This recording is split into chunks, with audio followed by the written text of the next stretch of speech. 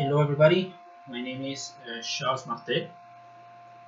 In this channel I'll be covering videos regarding Islam, especially the history of Islam and the different subgroups or sects that make up this religion. Before I start with the video of today, I wanna make a little disclaimer. I am not a Muslim. I practiced the religion for several years. Now I don't do that anymore. However, I have a profound respect for Muslims and their beliefs. This channel doesn't exist either to proselytize about Islam or to denigrate about this religion. It exists for the sole purpose of transmitting information. I decided to do this basically because both among Muslims and non-Muslims it is really common misinformation about Islam, and this is due to lack of historical knowledge. Basically, what I'll be doing, as I said, is cover the different sects and the different groups of Islam, which of course requires me to cover Islamic history. Now I won't be covering the life of the Prophet Muhammad, the founder of Islam, because there are plenty of videos which actually do that better than me, and also because I assume most of you at least are familiar with Islam, either by the news or whether you've read something. This is going to go a little bit more in depth into each particular subgroup that makes up the religion of Islam, as well as specific beliefs about Muslims. I'll also be touching upon controversial subjects like apostasy or the rights of women in each of these different categories. As I said, my intention is not to offend, it's merely to inform. So basically that's my disclaimer. Now, in today's video I am going to talk about perhaps one of the most maligned sects of this entire religion, called the Khawarij. But before I do that, we need to give a little bit of context of how they emerged. Now, the Khawarij are one of the oldest sects in Islam. Actually, they precede both Shia and Sunni as organized groups. Now, their origins lie in the battles that took place after Muhammad's death. Now, Muhammad was both a statesman and a prophet. Basically, had a little kingdom based in the city of Medina, modern-day Saudi Arabia. But when he died, he never explicitly named a successor. When he died, basically, different groups each wanted their own guy to be in charge. Eventually, the first successor or caliph to Muhammad was a guy named Abu Bakr, who was the father of his wife Aisha. He was his father-in-law. Now, there was another guy who we'll be speaking a lot about in this video. His name was Ali. Ali was both the cousin of Muhammad and his son-in-law because he was married to his daughter Fatima. And he was actually very popular among the people of Medina, as well as by a large number of the Muslim community. Whereas Abu Bakr and his two other successors, Omar and Uthman, were actually selected by the people of Mecca, which call themselves Al-Muhajirun, or the emigrants. Mecca is the holiest site of Islam, for you guys who don't know, also in Saudi Arabia. Now, Abu Bakr ruled for about 2 years, and he was eventually succeeded by Omar, who actually was the guy who conquered Jerusalem, Syria, Egypt, and the Persian Empire. And he was eventually killed after 12 years of reign, and he was succeeded by another important character in this story, a guy called Uthman. Now, before we go on, I need to explain something, which is basically about tribes. Now, the Arab society, both in the time of Muhammad and even still today, is actually split into tribes and clans. Muhammad belonged to a tribe called the Quraysh. Which right here, both these names. He belonged to the Quraysh. Or the Quraysh. There are many ways to write it. And it has two branches or clans, or two main clans. One which was the clan of Muhammad, the Hashemites, which, if you have read the news, are actually the dominant or the ruling family of the Kingdom of Jordan today. And then you have the Umayyads, which are important in our story. Umayyads. Now the Umayyads, when the Prophet was alive, they actually persecuted him and tried to kill him, as basically his new religion was a threat to their monopoly over the site of Mecca. Eventually, however, when Muhammad reconquered the city, they all converted to Islam, basically to keep their privileges, but they were resented by a large number of the Muslim population. Now, Othman belonged to the Umayyad tribe, and basically he started naming Umayyad people in different important positions of power in different provinces. This actually made a lot of Muslims really angry, and basically they started rallying behind Ali. Now, eventually he was assassinated by another Muslim. Some people claim it was the predecessors of the Khawarij. No one is really certain, but the point is that he was killed, and Ali was named his successor, or the fourth successor to Muhammad, or Caliph. When he was named, basically he had the support of a lot of people, except for the Umayyads, who basically viewed Ali as an usurper to Othman, and demanded that basically he did justice against Othman killers, which according to the history he never did. Eventually they revolted, and they're actually led by one of Othman's distant cousins, who was also, by the way, the ruler of the province of Syria, called Muawiyah.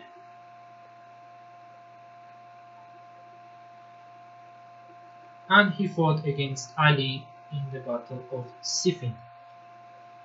This was somewhere around the 650s, 660s AD. The Battle of Siffin. Now this battle is important because basically it ended in a stalemate, which basically forced the two sides to an arbitration. And basically the fate of the caliphate will be decided. Long story short, Ali lost his right to rule, basically was replaced by Muawiyah, who actually started the Umayyad dynasty, which was the first dynastic caliphate in the history of Islam. There were many others, but theirs was the first. A group from within Ali's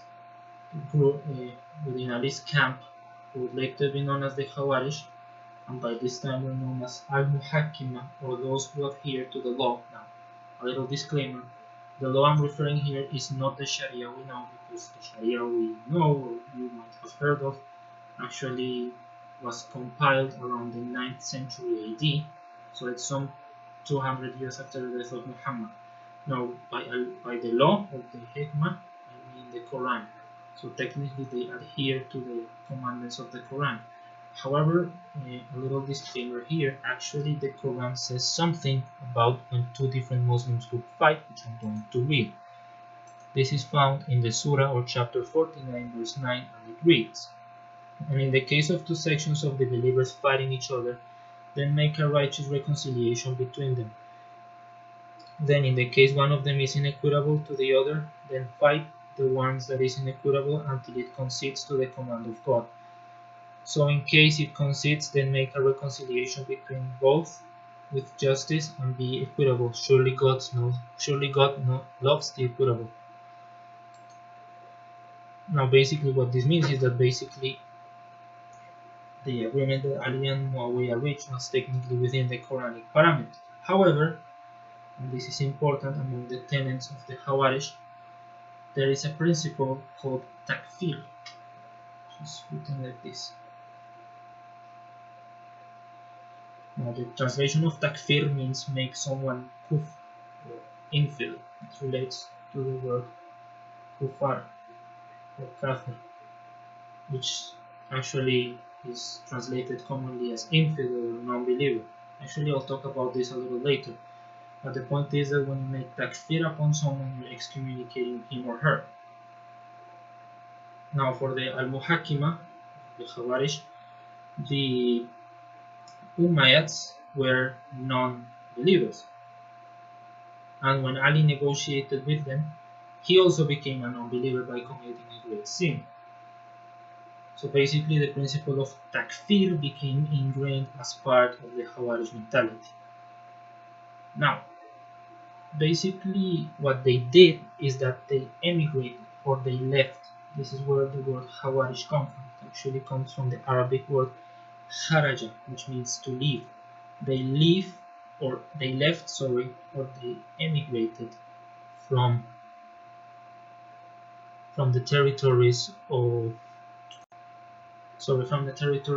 Ali and Muawiyah, eventually establishing themselves in a place called Harura. This is why they are also known as Al-Haruriyya. There they established a sort of alliance or a sort of what is called in Arabic a shura, which is like a gathering or like a sort of parliament if you want, where they meet to discuss different things. And there they basically established the principles upon which their sect was going to be based. Basically, as I said, the main principle is the takfir. Now, little things about takfir and about kufr, basically what it means to be believer or infidel in Islam. Now, there is basically, to most Muslims today, basically all non-Muslims are unbelievers, whereas the believers refer to the Muslims. And basically what this means is that basically every non-Muslim is today referred as kuffar or kafir. Now you might have heard of this in the media. However, the Quran, which at the time was the only law they knew, has actually 4 categories of people, which are transversal regardless of religion. Now, one of them, which I spoke about, is the kuffar. The word kufr actually means to hide the truth. And according to the Quran, there are actually Muslims who are kufr because they hide the truth. There is also another term which is really important also for the Khawarij terminology, which is munafiq.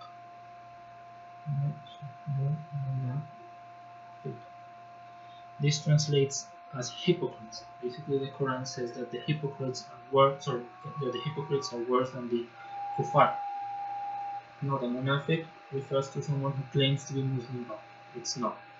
And basically, they said that all non-Khawarij were munafiq, were hypocrites. And the other 2 terms that are important are Muslim, which comes from the Arabic word to submit to God. Basically, those who accepted the Quran as a law. And there is another term called mu'min. Mu'min means believer. And actually the Quran says the following about the believers. This is also important for the Kharijites. It says in Surah 2 or chapter 2 verse 62, "Indeed those who believed and those who were Jews, Christians or Sabians, those among who believed in God on the last day and did righteousness will have their reward with the Lord, and no fear will there be concerning them, nor will they grieve." Now what does this mean? It's basically that there are, and actually the Quran says that there are Jews who are believers and Jews who are kufr, Christians who are believers and Christians who are kufr.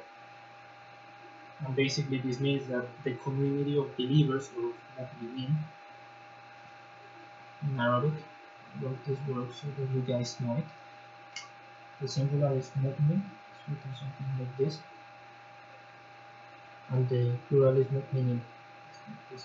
So basically the community of believers also included people from other religions who were monotheists, basically believed in God and the judgment day, basically. And this is why actually the Khawarij were actually really tolerant to people of other religions, and they still are. I will talk about that a little bit later. And basically this is one of the tenets. So basically they believe that believers could also encompass non-Muslims, whereas they believe that most Muslims were unbelievers or were hypocrites. Basically cast them out as believers. Now, another important tenet, and this is also why they're famous, besides takfir, is the fact that they were considered to be a democratic sect. Now, what this actually means by democracy, it's more accurate to call it egalitarian, basically means the following. In Islam, basically the three main sects each has a different theory of power, basically. So among the Sunnis, the ones who are entrusted to rule are members of the tribe of Quraysh. But if there is no one from this tribe capable of ruling, basically they have to submit to whoever is in charge, but who also promotes their interpretation of Islam. There is actually a hadith or a narration attributed to Muhammad. I won't debate about its authenticity, but most Sunnis believe it. It basically says that 70 years of tyranny are better than one day of civil war. Basically, it's a call to submit to a ruler even if it's a tyrant. And for those of you wondering why there is so much democracy in the Muslim world, this might be one of the answers to that question. The Shias, or the other large group, believe that those who are to rule are the descendants of Ali and Fatima. Actually, they had two sons called Hassan and Hussein, and their descendants are called the Imams. Now, the Khawarij also have Imams. They don't call the rulers caliphs, they call them Imams. Now, in Sunni Islam, generally speaking, Imam is the one who leads the prayer. Now, if you've seen Muslims pray, they make rows, and there is one guy leading. That guy is the Imam. In Shia and Khawarij, Imam refers to the ruler as well, which have both a temporal and spiritual power. In the case of the Shia, the Imams are always descendants of Ali and Fatima.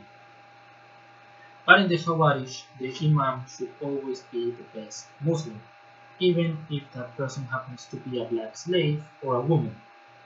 Now, for those of you, especially Muslims, who think, oh, Islam is egalitarian, in theory it is. However, in practice, basically, especially in that time, Arab supremacism, racism, as we will call it today, and sexism were commonplace, or today as well. So basically, this means that for the Khawarij, even women or anyone who was pious or righteous enough in their opinion could rule. This principle basically extended, as I said, to everyone, and thus they could be elected. And if the person decides to sin, or basically is not considered pious enough, basically they have the duty to overthrow that person. And there is always a council or shura which guides this particular leader or imam. Now, actually, the Harura actually had a famous woman who was actually their leader at the death of their first leader. She actually led them in prayer, which, if you know Islam, actually women leading men in prayer is considered to be extreme taboo. It has been done by some progressive Muslims today, but it's not mainstream. But these people were doing it since the beginning, actually. So they are what we consider progressives. Now, among Muslims, especially, however, the Kharijites have a reputation of being bloodthirsty barbarians, basically, and extremists, because of the principle of takfir. To be fair, all sects have used takfir at one point or another to justify the killings of those who they don't like. It's how it is. But basically what they do is they compare modern day terrorist groups like ISIS and Al-Qaeda with the Khawarij, although they have absolutely zero in common, because well, as you know, ISIS is extremely intolerant of non-Muslims, and of course they are zero democratic and zero pro-women, if you want, whereas the Khawarij were the exact opposite. And basically to just group them together because they were violent, basically it's nonsense, because all the groups were equally violent. Now, the Khawarij, however, had several disagreements. This is why they actually split into several factions, which are named here. The blue one, which is actually the one who gave the others the bad fame, was called the Asarika. It's actually written in blue because it comes from the word Azraq, from its founder, Nabi al-Azraq, which actually means blue. Now, actually, the Asarika had several principles, which I'll read to you, which basically say the following. Number 1, migration from the land ruled by the Munafiqun, or the Munafiqs, or the others, is obligatory. Number 2, the followers of this group cannot marry from other groups. Number 3, the followers of this group cannot inherit from the others, nor can the others inherit from them. Number 4, the followers cannot eat from which was sacrificed by the others. If you know, in Islam there is something called halal food, which basically means that it has been sacrificed in a special way. So basically they consider food sacrificed by the Muslims to be not halal. Number 5, his followers may confiscate property from the others. Number 6, his followers may kill the children of the others. Number 7, his followers may take booty from the others. Number 8, the Asarika may assassinate the others. Number 9, those who are not Asarika are the others, or the Munafiqun. Now, as you can see, the group was really extreme, and this actually caused tension among the other Kharijites. Eventually, it was an Asarika who ended up assassinating Ali, and also creating a lot of bloodshed, which actually gave the Kharijites its black legend. Its dark mark in history. Besides its extreme violence, nothing more is known actually about the Asarika. Now about the Najdiyya, which are the ones written in pink. I don't know if you guys can read the word. It actually comes from the word Najd, which is a region in the eastern part of the Arabian Peninsula. And basically what is known about them is that they were a little bit anarchistic in their beliefs. Basically because according to them there was not a righteous imam, and there will never be because there are no perfect human beings. So basically each person had the right to live the scripture according to what they interpret. So basically they were actually known to be as anarchists. Now in green we have the Sufrites, which actually comes from the word for yellow. Basically the Sufrites had very similar beliefs with the last group I'll be speaking about called the Ibadis, and they were a little bit more revolutionary. Now both the Asarika and the Najdiyya are extinct, as well as the Sufis. The only ones who remain are the Ibadis, which will be the rest of the video.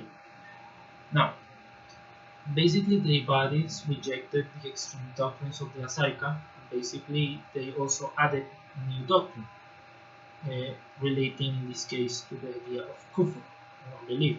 They distinguish two types of kufr. One which is kufr minna, like this,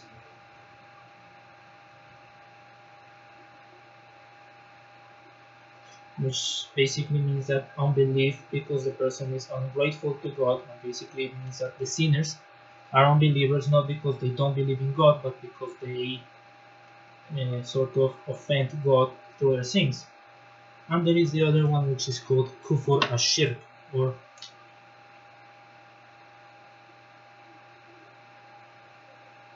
basically means unbelief by associating someone else to God, or basically they are unbelievers because they are polytheists in a way,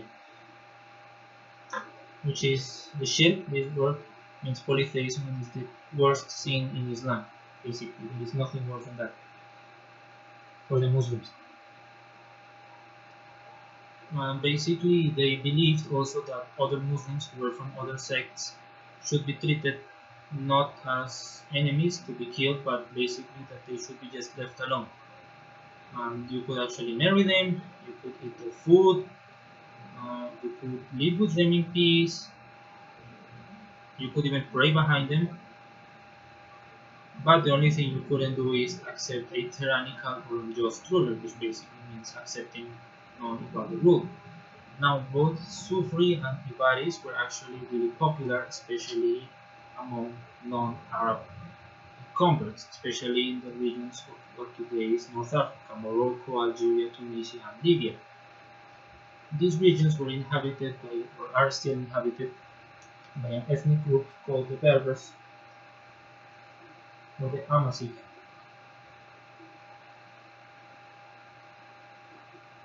They are non-Arab, they are not Arabs, they speak a completely different language. They still exist today in these countries. In some countries like Libya they are a minority, in countries like Morocco they are the majority. And ever since the Arabs came, in the times of the Umayyads, they basically oppressed the Berbers. because despite them converting to Islam, we actually tax them in fair ways, which is contrary to the Quran, and they even had some very ridiculous taxes, like for example, when I'm going to kill a goat, I have to give a woman as a reward to the governor. So basically you can see why they were starting to resent the rule of the Umayyads. Now between 740 and 743 AD, a huge jump in time, there was a huge Berber rebellion, which was inspired by Sufri and Ibadi revolutionaries who infiltrated North Africa. Eventually, after years and years of fighting, they were able to establish several kingdoms, which actually lasted for about 200 to 300 years, the most famous of which was the Rustamid kingdom, which is established in today's more or less central Algeria, with its capital in a city called Tahat. Basically, its founder, by called Abdurrahman ibn Rustam for short, was elected as Imam both because he was supposedly a really pious man and also because he happened to be Persian. And because he was Persian, he had no tribal affiliations with any of the tribes of the region. So basically, they said, "Oh, this guy can be fair," and he was elected. Actually, a 9th century traveler, a Sunni traveler, actually described Tahat as a very cosmopolitan city in which people of different faith, sects, and religions could live and could actually discuss religion in the streets, which doesn't even happen today in our societies, in peace. And basically, that Ibadis, other Kharijites, other Muslims from other groups, and Christians, Jews, and pagans all lived in peace. Well, basically, the Rustamids were destroyed by a series of internal civil wars, which I'll be covering when I speak about the different subdivisions of the Ibadis, and were eventually destroyed by a Shia dynasty called the Fatimids around 909 AD. Eventually, their descendants fled to several regions of North Africa, where they still live. The most famous is in the Sahara Desert in modern Algeria. It's called the Nisab, something like this. And their inhabitants sort of live in sort of like you want communes. They are not communes; they're like towns, ruled by a council called the Asaba, which is sort of in replacement of the Imam. They also live in other regions in the island of Jerba, looking like this, in Tunisia, and also in the Nafusa Mountains in modern-day Libya. Although they are today a minority, however, there is one country which today holds the majority of the Ibadis, which is the country of Oman, located in the Arabian Peninsula, in the southeastern part of the Arabian Peninsula. If you've seen the Arabian Peninsula, it's something like this. This part, which is like this, actually hits Iran in the Strait of Hormuz, is Oman. Now I'll be speaking of Oman a little bit later, but before I want to address another tenet of Ibadism, and it's the idea of the different stages of the Imamate. Basically, they have 4 stages. One which is when the Imam could live freely. It's called the time of openness. Basically, the Rustamid state or Oman today, they can practice their sect, their religion freely. The other is a state of war, which basically the Imam is merely elected as a military leader. We have a third stage called the state of sacrifice. It's actually very funny because it says that between 3 and 40 people should be elected to go and kill the leader of the opposing side to liberate their people, and if they fail, well, nothing can be done. Then they go to the 4th state, which is the state in which the communities of North Africa live today, which is called Kitman, or secret. Basically, what they do is that they adapt themselves to live with the tyrannical ruler, in which basically they live in segregated communities outside of the dominion of the mainstream group. Basically, they refuse to engage with the larger society. They basically self-segregate, and basically they refuse to accept the ruler in place. Now, basically, Ibadism had, because most of these groups are already extinct, several sects created during the time of the Rustam dynasty. The most important one was the Kharijiyya, was actually created after the death of Rustam. Now what happened is that basically Rustam's son was elected as the next Imam, but a group of people, the Kharijites, actually said, no, you're making this into a monarchy and we don't want that, and they rebelled. And of course they have their unique principles, which I'll read to you in a second. Basically they believe that the Imamate is not an obligation, and Friday prayers in the name of a tyrant should not be avoided, basically are not used, are not valid. Now, what this means is that if you know something about Islam, you know that Muslims congregate to pray on Fridays, and basically before the prayer there is a sermon. And in the past, those sermons usually used to pray for the ruler. They still do in some countries. They used to pray, for example, we pray for our president and may God provide him with guidance. This guy said, if you do that in the name of a tyrannical ruler, then your prayer is invalid. Now the next group is the Nafatihiyya, which basically had some other beliefs, for example, that God is time itself, that the sermons I already mentioned, the Friday prayers are an innovation and as such should not be done.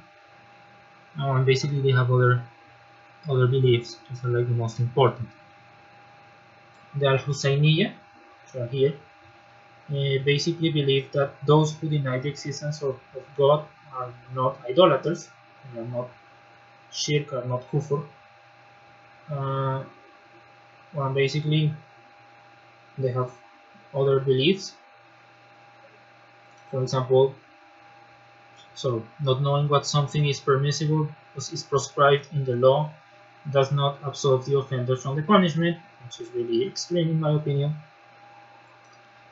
Then you have the Al-Sakakiyya, which basically rejected any source other than the Quran, and they said that Friday prayers are innovations and should not be done. And finally you have the Al-Faratiyya. They really have really strange beliefs, which I won't go into detail. Basically the point of this is that the Ibadis, pretty much every other Muslim sect, split into smaller groups due to very stupid differences, some of which related to political things, some of which are related to interpretation. The point is that these fights, these divisions eventually weakened the Ibadi state of Rustam, and it eventually collapsed. And now, moving on to today's Ibadis, to conclude this video. Well, as I said, Ibadis live today still in North Africa. Actually, I'll leave in the description a link to an article by Vice, which talks about the Ibadis in Libya and their struggles during Gaddafi's time and today. And basically in North Africa today, the two regions I mentioned, the Ibadi identity is linked with the Berber identity, which is basically an ethno-religious identity. Now, Ibadism is being rediscovered actually, especially in North Africa by Berbers, who want a more democratic faith to embrace and one which basically embraces their diversity. However, no discussion of Ibadism will be completed without Oman. Oman actually became Ibadi by the year 715 AD. A group of tribes who were Ibadis actually migrated there and established a kingdom, which at one point actually extended all the way to Yemen. And during the Omani Empire, between the 14th and the 18th century, actually extended throughout the East African coast all the way down to Zanzibar, which, for you guys who don't know, is basically really close to South Africa. So they control a huge territory. And in those territories, you also have some Ibadi communities today, but the majority are in Oman. Now, today's Oman is not a democratic country. In fact, it is an absolute monarchy ruled by a guy named Sultan Qaboos. However, they do keep some principles of Oman, for example, or they are extremely tolerant towards all religions. In fact, people of different faiths and different sects of Islam can preach their religion freely, and Muslims in general are encouraged to pray together in the same mosque. Basically, around between half and 70% of the population of Oman are Ibadis, where they have Sunni and Shia communities, and basically today's Omanism of Islam is basically a very ecumenical version of the religion, in which specific aspects of Ibadism are downplayed in favor of a broader Islamic understanding. This has also contributed partially to their foreign policy, which are actually described as the Switzerland of the Middle East, basically because they have relationships with everyone from the US to Iran to Israel, and have actually been mediating in, as well as Saudi Arabia, of course, they have been mediating in conflicts between these different countries. For example, they're actually key to the Iran nuclear deal, for example. They were also key in negotiations during the hostage crisis in the 1980s with Iran. They have also been important between the rapprochement between Israel and the Arab countries. So basically, Oman exists in a weird limbo where it doesn't want to get involved with the other Muslim states, besides being diplomatic and neutral. And this also stems partially from their Ibadi idea of we are out, man, we are out.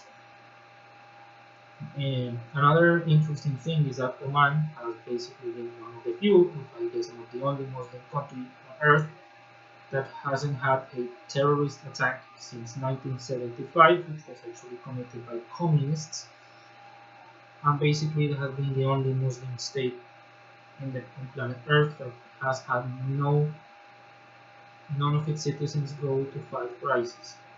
And this is also due to Ibadism, because Ibadism is considered heretical by, well, ISIS. So basically, to end this video, what I want you guys to remember is the fact that, well, why is Kharijism and studying Kharijism important? Well, first, to dispel myths that ISIS accepted as Kharijites, number one. Number two is also to address a little bit about the idea of Islam and democracy, as the Kharijites prove actually ideas of democracy and egalitarianism existed and do still exist in Islam, albeit differently than the ones we conceive. And three, also to show that there are several different interpretations within the same group, and some of them are actually extremely tolerant. Now in the description below I will be linking you some videos and some articles about Ibadism, and also leave the name of the book I consulted for this episode. And I hope you guys please subscribe and leave your comments below, and please stay tuned for our next video. I hope you guys enjoy this channel.